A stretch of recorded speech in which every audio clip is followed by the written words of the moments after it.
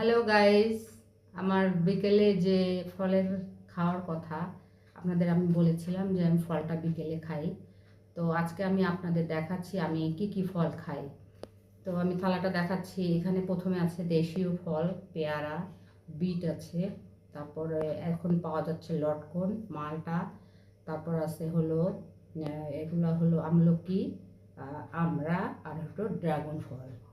তো আহ, আমি এগুলো বিকালে খাই। হয়তো ভাবছেন যে এত ফল খেতে তো অনেক টাকা পয়সার দরকার। আসলে এগুলো দেশীয় ফল, এগুলোর অত দাম না।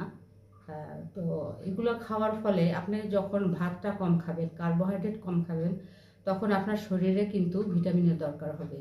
তো কার্বোহাইড্রেট কমায় দিয়ে আপনারা এই ফলগুলো খাবেন। আমি প্রথমে একটা ড্রাগন খেয়ে দেখাচ্ছি আপনাদের।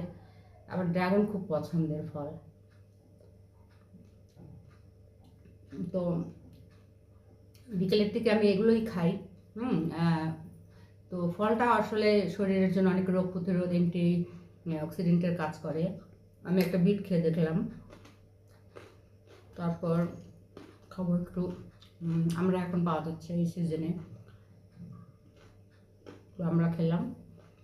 তো স্বাস্থ্যসম্মত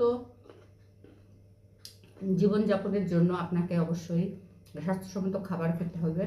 যদি আপনি মেডিসিনের পরিমাণ কমাতে চান, তাহলে আপনার জীবনে খাদ্যাভ্যাসটাকে আপনার পরিবর্তন করতে হবে।